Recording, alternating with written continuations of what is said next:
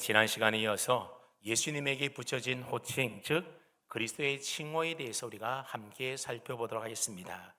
지난 시간에 우리가 배운 내용을 좀 정리해 보면 그리스도라고 하는 칭호 가운데에 예수, 그리스도, 주라고 하는 이 세 가지 칭호에 대해서 우리가 살펴보았던 것 혹시 기억이 나십니까? 예, 두 주간 지나서 좀 가물가물하실 텐데 우리가 보통 예수님을 부를 때에 이 세 가지 호칭을 합쳐서 주 예수 그리스도 그렇게 우리가 부르지 않습니까? 그래서 예수님은 우리의 주님이시고 그리스도 메시아 구원자라는 뜻에서 주 예수 그리스도 그렇게 우리는 부릅니다. 이 세 가지 그리스도의 호칭 칭호 외에도 성경에 자주 등장하는 아주 중요한 예수님에 대한 칭호들이 있는데 오늘은 그 중에서 하나님의 아들 그리고 인자 임마누엘이라고 하는 이 세 가지 칭호에 대해서 오늘 계속해서 우리가 함께 살펴보도록 하겠습니다. 자, 먼저 하나님의 아들이라고 하는 칭호에 대해서 우리가 살펴보겠는데요. 하나님의 아들이라고 하는 이 칭호는 주 예수 그리스도와 함께 우리가 신앙의 사도신경을 통해서 늘 고백하고 있는 아주 중요한 그리스도의 칭호가 바로 하나님의 아들입니다. 예수님에게 붙여진 하나님의 아들이라고 하는 이 칭호는 예수님과 하나님과의 관계에서 붙여진 칭호가 바로 하나님의 아들입니다. 즉 예수님은 하나님의 아들이시라는 거죠. 우리가 사용하고 있는 사도신경을 보게 되면 그의 유일하신 아들 우리 주 예수 그리스도를 믿습니다. 우리가 사도신경을 할 때 이렇게 고백하지 않습니까? 근데 하나님의 아들인데 그냥 하나님의 아들 그렇게 말하면 됨에도 불구하고 사도신경에서는 하나님의 유일하신 아들 그렇게 고백하고 있습니다. 근데 예전에 사용하던 사도신경을 보게 되면 그의 유일하신 아들이 아니라 그 외아들 그렇게 표현을 했었습니다. 그러다 보니 오해의 요지가 많이 생겨서 사도신경을 번역하면서 그의 유일하신 아들 그렇게 새롭게 번역을 했던 겁니다. 외아들 하면 얼른 생각하기에 하나님은 참 복도 없으신가 보다. 어떻게 아들이 하나뿐인가 그렇게 말할 수도 생각할 수도 있을 겁니다. 실제로 이슬람 교도들이 기독교를 비판할 때에 어떻게 이야기를 하는가 하면 아니 하나님이 어떻게 결혼을 했느냐, 만약 하나님에게 아들이 있다고 한다면 그러면 하나님의 아내는 누구냐, 이런 식으로 기독교를 조롱한다는 겁니다. 그렇기 때문에 예수님이 하나님의 아들이 아니라고 그들은 주장을 하는 거죠. 이런 오해가 생기는 것은 바로 이 외아들이라고 하는 말을 그저 부부관계에서 태어난 독자 정도로 생각하고 있기 때문에 그런 것입니다. 그래서 옛날 어느 이단은 하나님이 성령님과 결혼해서 하나님의 아들인 성자 예수님을 낳았다 그렇게 주장을 하기도 합니다. 근데 여러분 이건 말도 안 되는 비성경적인 내용이지 않습니까? 여기서 말하는 외아들 독생자라고 하는 이 표현의 말은 독자라는 말의 의미가 아니라 유일성, 독특성을 나타내는 그 특징을 나타내는 말인 것입니다. 쉽게 얘기하면 예수님은 하나님과 아주 독특한 관계를 갖고 계시는 분이다. 그런 의미의 말이 바로 유일하신 아들 혹은 독생자라는 의미를 가지고 있는 말입니다. 그렇다면 예수님은 어떤 면에 있어서 하나님과의 관계가 독특하다는 것이겠습니까? 예수님은 삼위일체로 볼 때에 성자로서 하나님의 아들이시지만 동시에 어떤 분이라는 겁니까? 하나님 그 자신이라고 하는 겁니다. 즉 예수님은 하나님의 아들로서 하나님과 구별되지만 동시에 하나님과 하나이신 분이 바로 예수님 성자라고 하는 겁니다. 그래서 예수님을 가리켜서 독생자이다, 하나님의 아들이다 할 때에 이 아들이라고 하는 개념은 우리가 생각하는 그런 아들의 개념과는 조금 다르다라는 것을 알아야 합니다. 예수님에 대하여 하나님의 아들이라고 하는 칭호를 붙일 때에 이 아들이라고 하는 말의 의미는 완전히 동일하나 구분된 본체다라는 뜻을 가지고 있습니다. 즉 누구누구의 아들이라고 하는 표현은 누구누구와 완전히 똑같은 존재라는 말로 쓰일 때 사용되는 용어라고 하는 겁니다. 가령 사람의 아들이라고 하는 말은 어떤 의미의 말이겠습니까? 그 사람은 진짜 사람이다, 그런 의미의 말일 것입니다. 가끔 사람들이 욕을 할 때에 너는 개 아들이다 뭐 그런 식으로 욕설을 할 때가 있지 않습니까? 여러분 그 말이 무슨 뜻이겠습니까? 너는 진짜 개다, 그런 의미의 말로 하는 겁니다. 그러니 엄청난 욕인 거죠. 같은 의미로 하나님의 아들이라고 하는 말은 그분은 진짜 하나님이다라는 그런 의미의 말이 그 속에 담겨져 있는 겁니다. 그렇기 때문에 예수님이 하나님의 아들이라고 하는 그 말은 예수님은 하나님과 의지, 행동, 본질에 있어서 하나님과 동일하신 분이시다라는 의미를 가지고 사용할 때에 하나님의 아들이다, 그렇게 성경이 부르고 있다라는 겁니다. 여러분, 오늘 본문에도 보면 예수님께서 세례 요한에게 세례를 받으실 때의 장면이 묘사되어 있지 않습니까? 그때 예수님께서 세례를 받으시고 물에서 올라오실 때에 하늘이 열리면서 하나님의 성령이 비둘기같이 내려서 예수님 위에 임했다 말하고 있습니다.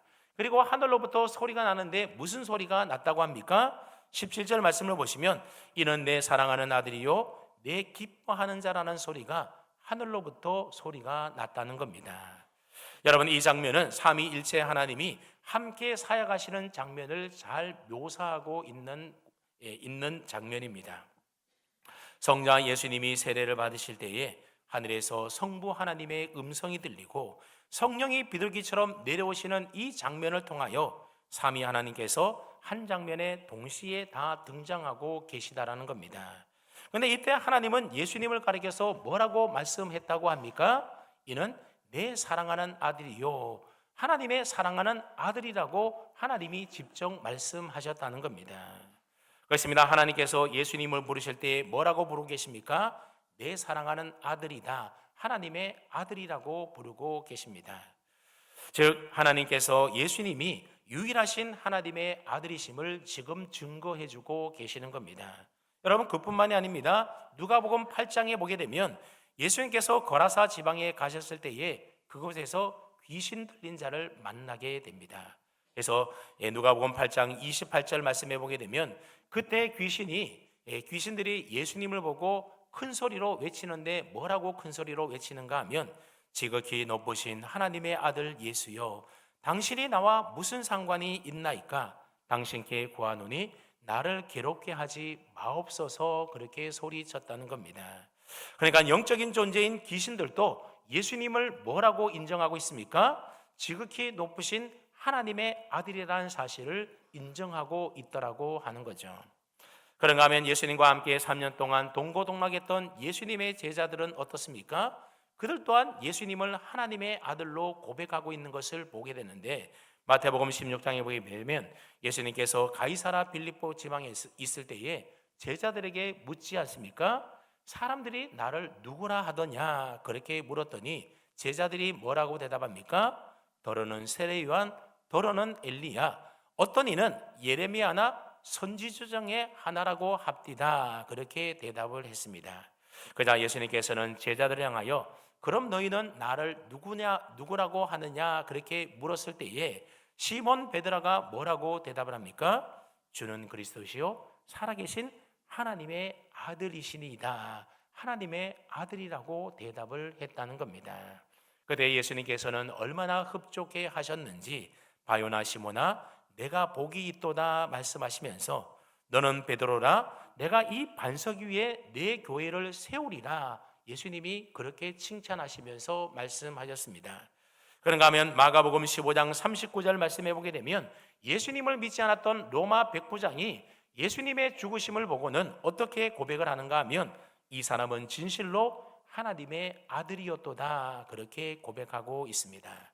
믿지 않는, 예수님을 따르지 않는 사람조차도 예수님의 죽으심을 보고 이 사람이야말로 진짜 하나님의 아들이었다, 그렇게 고백했다는 겁니다.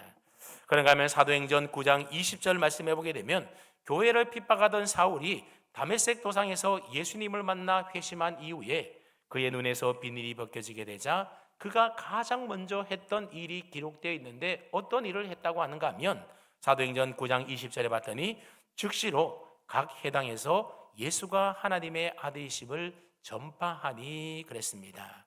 그러니까 예수님을 만나고 예수님을 믿게 되었더니 예수님을 무엇이라고 칭하고 전했다라고 합니까? 바로 예수님은 하나님의 아들이시다라는 사실을 믿게 되었고 그것을 고백하며 그것을 다른 사람에게 전하게 되었다는 겁니다. 자, 그러니 보십시오. 성경은 예수님이 하나님의 아들이심을 여러 사람의 입을 통하여 이처럼 고백하고 입증하고 있다는 겁니다. 예수님이 하나님의 아들이라고 하나님이 증거하시는가 하면 귀신들이 말하기도 하고 제자들이 고백하기도 하며 예수님을 따르지 않았던 백부장 같은 사람마저도 예수님은 진실로 하나님의 아들이었다 그렇게 고백하고 있습니다.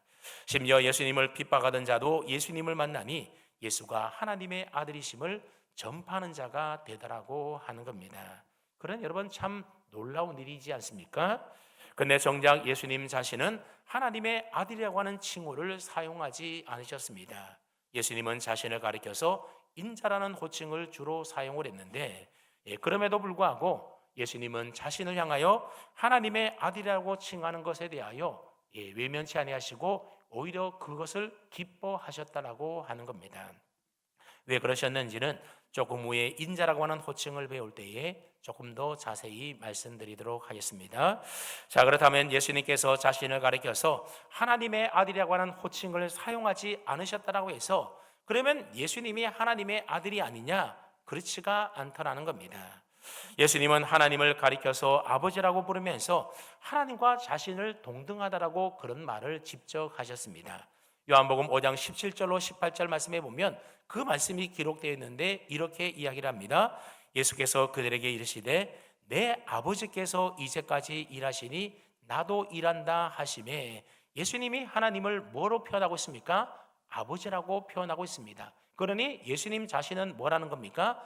하나님의 아들이라고 하는 의미의 말인 거죠. 그러면서 말하기를 유대인들이 이로 말미암아 더욱 예수를 죽이고자 하니 이는 안식일을 범할 뿐만 아니라 하나님을 자기의 친아버지라 하여 자기를 하나님과 어떻게 해요?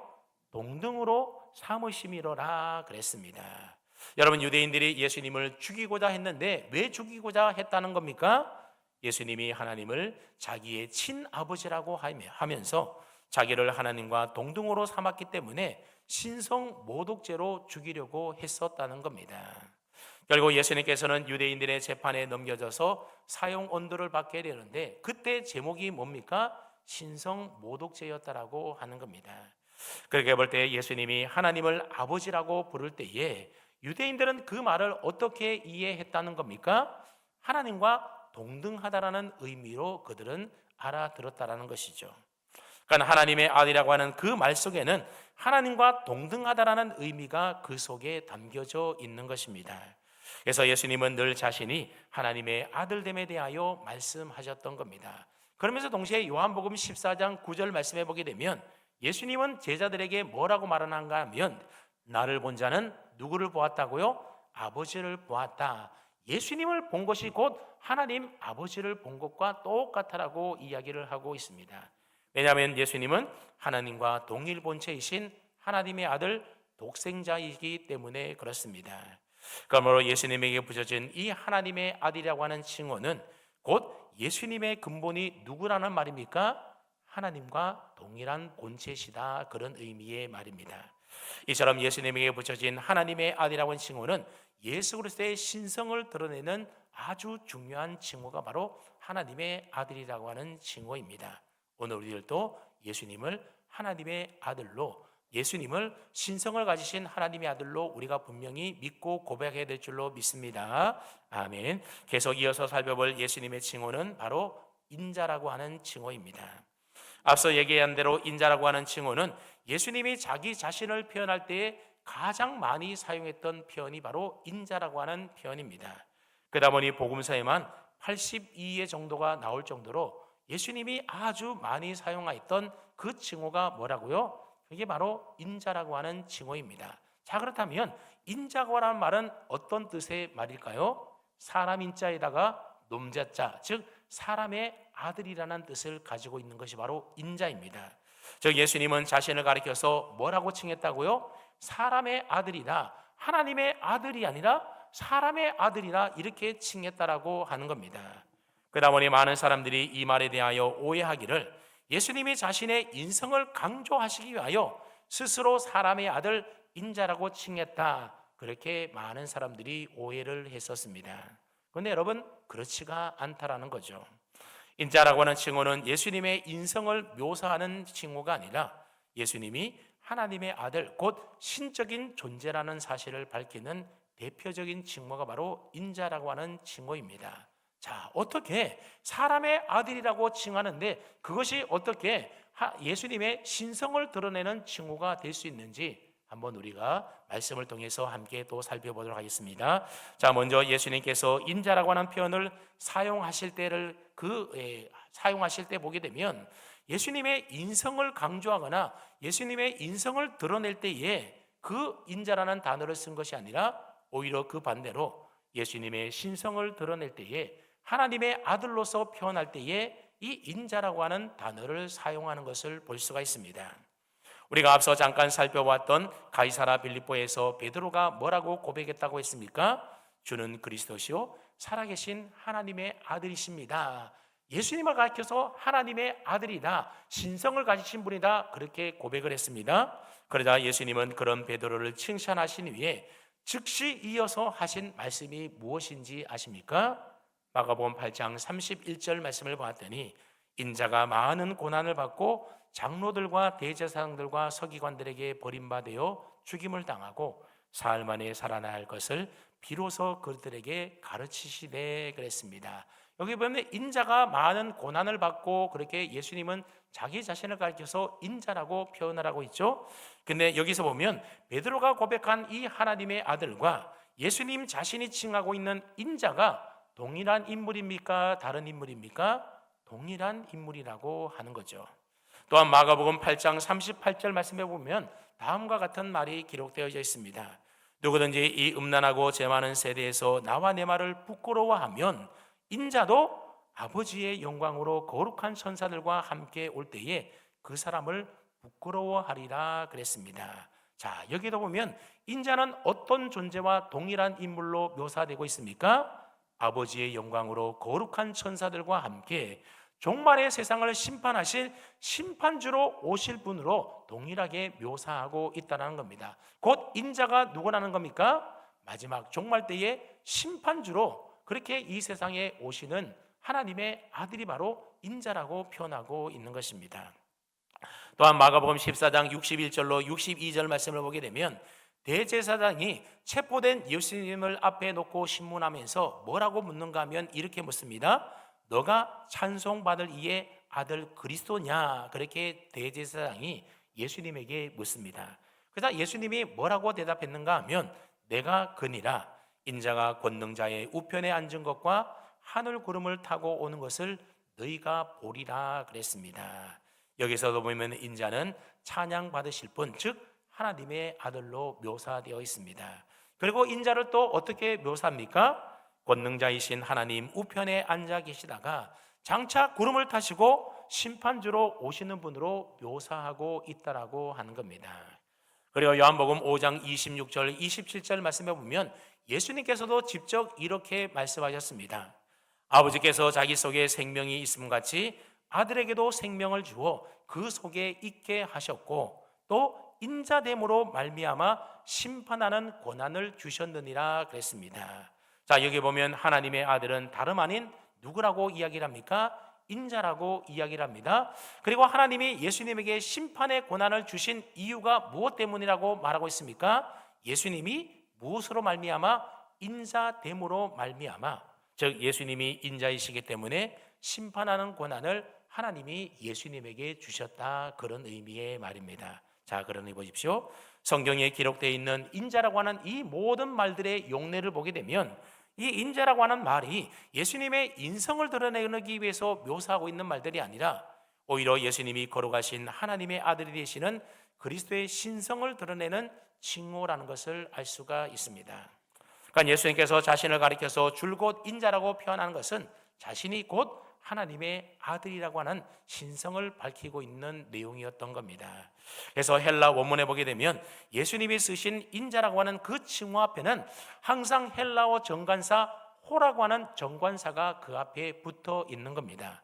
영어로 표현하면 더라고 하는 말이 앞에 붙어 있고 우리말로 하면 그라고 하는 말이 바로 인자 앞에 있는 겁니다. 즉 다시 말하면 우리말로 다시 표현하면 바로 그 인자, 바로 그 사람의 아들, 그런 뜻으로 예수님이 항상 표현했다고 하는 겁니다. 보통 히브리어나 아람어 계통의 언어에서는 사람의 아들 인자라고 하는 말 앞에 정관사를 붙이지 않는 것이 문법입니다. 그런데 예수님은 인자가 하는 그 말 앞에 정관사를 붙여서 바로 그 인자, 바로 그 하나님의, 바로 그 사람의 아들, 이렇게 표현을 하고 있다라는 거죠. 자, 그렇다면 예수님께서 자신을 칭할 때 말한 바로 그 인자라는 말에서 바로 그는 누구를 가리키는 것일까요? 그것은 바로 구약 성경에 나오는 바로 그 인자를 가리키는 겁니다. 근데 구약 성경에 보게 되면 통틀어서 인자라고 하는 표현은 시편의 3에 나오고 에스겔서의 93에, 다니엘서에 딱 한 번 1에 등장하고 있습니다. 이 중에서 시편과 에스겔에 나오는 인자라고 하는 단어는 말 그대로 그냥 사람을 뜻하는 의미의 말입니다. 여러분, 에스겔의 경우에는 93회나 인자라는 말이 나오는데 자기 스스로가 자신을 가리켜서 인자라고 말하는 것이 아니라 하나님이 예언자 사람 에스겔을 가리킬 때에 늘 인자야 그렇게 부르고 있는 것을 보게 됩니다.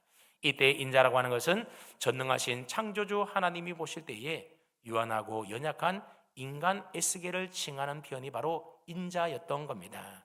말 그대로 연약한 인간 에스겔아, 하나님이 그렇게 부르고 있습니다.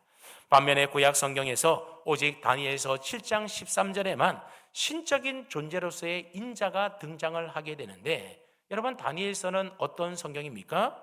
하나님의 백성들이 세상 나라와 왕국으로 상징되어지는 바빌론 제국의 위력과 포박과 그 영광 앞에서도 미혹되어 굴복하지 말고 그것과 맞서서 경건하고 신실한 참된 신앙을 끝까지 지키고 수호할 것을 가르치는 성경이 바로 다니엘서입니다.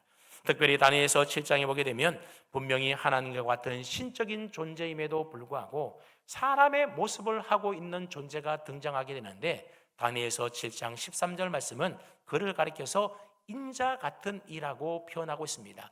분명히 신적인 존재여서 구름을 타고 다니시는데 가만히 보니까는 어떤 존재라는 겁니까? 사람의 모양을 하고 있는 인자와 같은 이라고 하는 겁니다.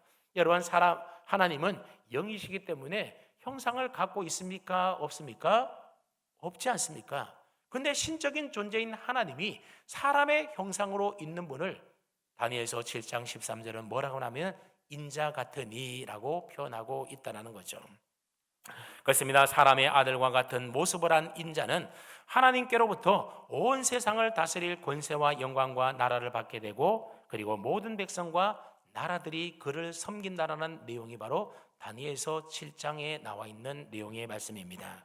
예수님은 자신을 가리켜서 바로 이 다니엘서 7장에 나오는 사람의 모양으로 나타난 천상의 존재인 그 인자가 바로 누구라는 겁니까? 바로 자신이라고 이야기를 하고 있는 겁니다. 그래서 천상의 존재인 그 인자가 수행하는 역할을 하기 위하여 이 세상의 사람의 모양으로 육신의 몸을 입고 왔기에 예수님은 항상 스스로를 가리켜서 그 사람의 아들, 그 인자라고 예수님이 칭하고 있었던 겁니다. 즉, 예수님이 말씀하신 인자라고 하는 말은 자신이 스스로 사람의 아들이나 인성을 드러내기 위해서 했던 말이 아니라 바로 다니엘서 7장에서 이야기하고 있는 하나님인 신적인 하나님의 존재이지만 인간의 모습으로 보이는 바로 그 인자라고 예수님이 말씀하시는 거죠. 왜냐하면 예수님 자신이 하나님이신데 인간의 몸을 입고 이 땅에 성육신하신 분이 바로 예수님이지 않습니까? 그래서 예수님이 바로 그 인자다, 다니엘서 7장에 나오는 그 인자가 바로 자신이라고 칭하면서 인자라고 그렇게 자신을 소개하고 있는 것입니다. 따라서 복음서에서 예수님을 가리켜서 하나님의 아들이라고 부르는 것은 예수님의 신성을 나타내는 것이고, 인자라고 부르는 것은 예수님의 인성을 가리킨다라고 하는 생각은 잘못된 생각이라고 하는 겁니다. 예수님께서 자신을 인자라고 표현한 것이야말로 자신이 신적인 존재라는 사실을 철저하고 명확하게 인식하고 있었다라는 강력한 증거라고 하는 겁니다. 그럼에도 불구하고 예수님께서 자신을 하나님의 아들이다 그렇게 칭하지 아니하시고 에둘러서 사람의 아들이다, 인자라고 하는 호칭을 즐겨 사용하신 이유가 무엇 때문이겠습니까?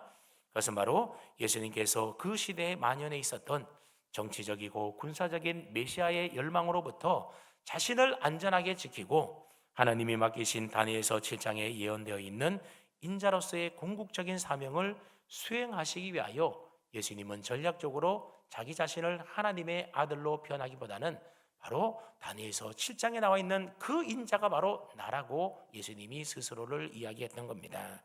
그렇다면 인자 즉 그 사람의 아들로 이 땅에 오신 예수님은 어떻게 하나님의 백성들을 새롭게 모아서 그들에게 하나님의 종말론적인 권세와 영광을 나누어 주려고 하는 것일까요? 마가복음 10장 45절은 이렇게 대답을 하는데, 우리 한번 마가복음 10장 45절 말씀, 앞에 자막이 있죠? 함께 읽어봅니다. 시작.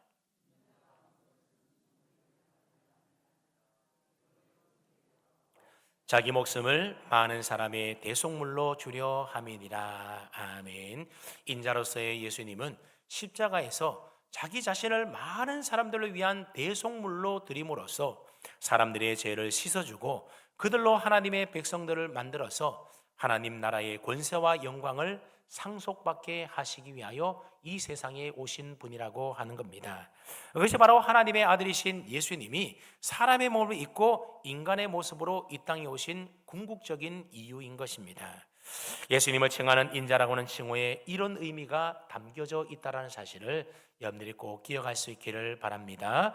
이제 마지막으로 그리스도의 칭호 중에 임마누엘이라는 칭호에 대해서 함께 살펴보겠습니다. 여러분, 임마누엘은 어떤 뜻의 말입니까? 하나님이 우리와 함께 계신다라는 뜻이 바로 임마누엘입니다.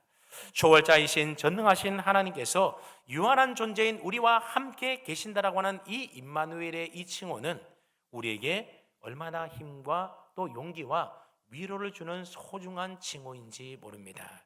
마태복음 1장 23절 말씀을 보게 되면 주의 사자가 요셉에게 현몽하여 뭐라고 말씀하는가 하면, 보라 처녀가 잉태하여 아들을 낳을 것이요 그의 이름을 임마누엘이라 하라 하셨으니, 이를 번역한즉 하나님이 우리와 함께 계시다 함이라 그랬습니다. 메시아로 태어날 아기 예수님의 이름이 뭐라고요? 임마누엘, 즉 하나님이 우리와 함께 계시다라는 겁니다. 이것은 참 의미가 깊은 이름입니다. 구약시대 때 하나님은 우리 인간이 가까이 하기에는 너무나 크고 위대하시고 강하신 초월자 하나님이셨습니다. 그러다 보니 하나님은 저 멀리 계신 하나님으로 생각을 했습니다. 하나님이 멀리 계시고 싶어서 멀리 계신 것이 아니라 그 존재 자체가 워낙 크시고 위대하시고 높으시기 때문에 감히 사람이 하나님을 가까이 할 수가 없었던 겁니다. 그러다 보니 구약 성경에 보면 하나님이 인간에게 오실 때는 항상 이 문제가 걸리게 되었던 겁니다. 그래서 이스라엘 백성들이 출애굽 이후에 시내산에서 하나님을 만나는 장면이 나오게 되는데, 그때 장면의 내용을 보게 되면 우레와 번개와 빽빽한 구름이 덮이게 되고 나팔 소리가 막 요란하게 들리고 시내산에 연기가 자욱하며 온 산이 마치 지진이 난 것처럼 이리저리 진동하며 흔들리게 되었던 겁니다. 그러자 백성들이 어떻게 했다고 하는가 하면 모두 다 두려워서 떨었다고 말을 합니다. 그래서 구약에서 하나님이 사람들에게 나타나실 때는 항상 습관처럼 하시는 말씀이 있는데, 그게 뭔가 하면 두려워하지 말라, 나는 너의 하나님이다. 무서워하지 말라, 나는 너의 하나님이다. 이런 말씀이 자주 언급되는 것을 볼 수가 있습니다. 그러니 하나님이 우리와 함께 계신다라고 하는 것은 심히 두렵고 떨리는 무서운 일이었던 겁니다. 그런데 그런 초월자이신 전능하신 하나님이 우리와 함께 계시기 위하여 우리 인간의 몸을 입고 이 세상에 낮은 자로 오시게 되었던 겁니다. 그렇게 해서 소리도 없애시고 그 영광도 다 감추시고 인간의 모양으로 낮고 낮은 이 땅에 오신 분이, 그분이 누구라고요? 그분이 바로 임마누엘 아기 예수님이었다라고 하는 겁니다. 만약 예수님께서 이 땅에 오셨다고 해도 유대 땅 작은 고을 베들레헴 말구유가 아니라 로마 제국의 왕궁에 오셨다라고 한다면 어떻게 우리가 감히 그분에게 다가갈 수가 있겠습니까? 그런데 예수님은 가장 가난한 땅 베들레헴의 말구유의 아기로 이 세상에 오셨습니다. 그것도 귀족이나 왕족의 아기로 오신 것이 아니라 가난한 목수의 아기로 이 세상에 오셨던 거죠. 그러니 이런 예수님의 모습은 가장 낮고 천한 인간도 아무 두려움 없이 다가갈 수 있는 그런 하나님을 의미하는 겁니다. 그렇습니다. 그분은 전능하신 분이시지만 우리가 편하게 다가갈 수 있는 우리 곁에 함께 계시는 하나님이셨던 것입니다. 보라, 처녀가 잉태하여 아들을 낳을 것이니 그 이름을 임마누엘이라 하리라고 하는 이 말씀은 예수님이 오시기 전 700년 전에 이사야의 예언을 통하여 주셨던 말씀입니다.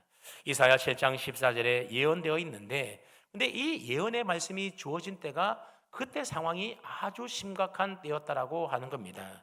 하나님의 백성들이 외세의 침공으로 무참히 유린당하고 있었던 시대가 바로 그 시대였습니다. 당시에 유다 왕은 아하스 왕이었는데, 이 아하스 왕은 우상 숭배를 많이 했던 왕이고 너무나 무능하고 타락했던 악한 왕이 바로 그 당시에 아하스 왕이었습니다. 그러자 유다 나라는 이게 하나님이 돌보시고 하나님이 함께 하시는 나라가 맞는가 싶을 정도로 총체적인 난국과 어려움에 빠져 있었습니다. 저런 왕은 차라리 없는 게 더 낫지 그럴 정도로 나라는 매우 불안했고 힘든 전국에 하나님이 주신 소망의 메시지가 바로 임마누엘, 하나님이 우리와 함께 계신다라고 하는 이 소망의 메시지였던 겁니다.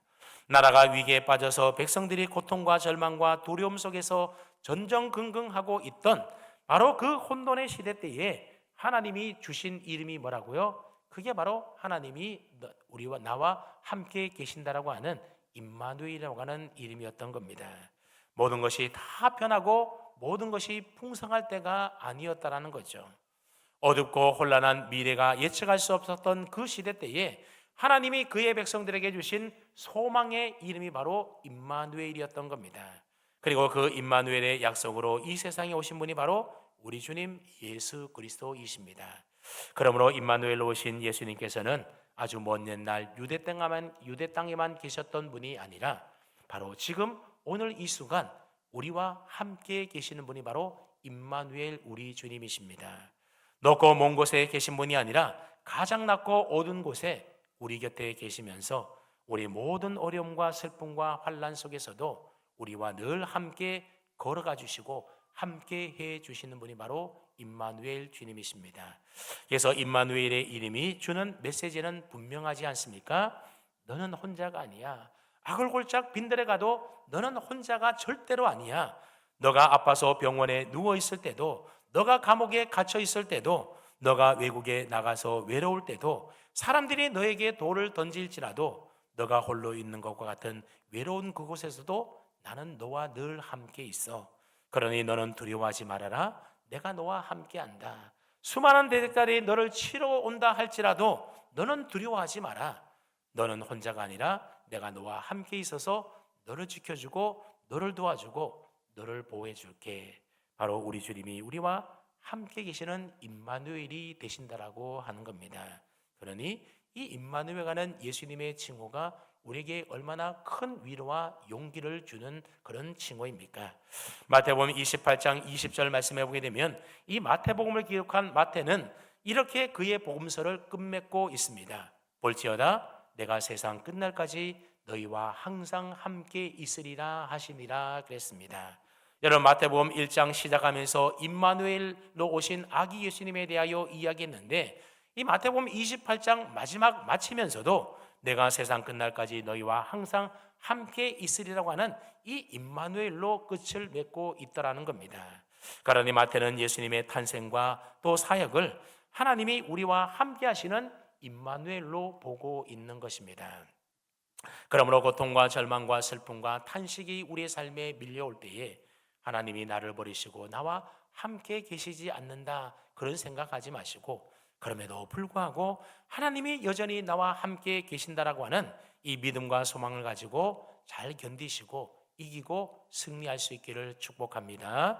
우리 주님은 세상 끝날까지 우리와 함께 하시는 임마누엘 되시는 주님이십니다.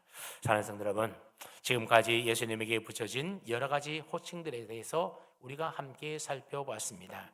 예수님은 우리의 주님이시고 우리를 죄에서 건져 구원하여 주신 우리 구세주 메시아 그리스도이십니다. 또한 예수님은 하나님의 아들로서 하나님과 동등하신 분이시고 다니엘서에 약속하신 그의 백성들에게 모든 하늘의 권세와 영광을 주시기 위해서 하나님이 인간의 몸을 입고 이 땅에 오신 바로 그 사람의 아들 인자가 되신 분이십니다. 그리고 세상 끝날까지 우리와 언제나 함께 계시는 임마누엘 되시는 분이 바로 우리 주님이십니다. 그 외에도 예수님을 호칭하는 많은 칭호들이 있는데 그 대부분의 칭호들이 다 예수님이 어떤 속성을 갖고 계시는 분인지, 그리고 예수님이 어떤 사역을 하셨는지를 우리에게 잘 가르쳐주고 나타내주는 칭호들입니다. 그래서 앞으로 계속해서 이러한 칭호들과 관련되어 있는 예수 그리스도의 본성, 즉 신성과 인성에 대해서 우리가 다음 주에 계속해서 살펴보도록 하겠습니다.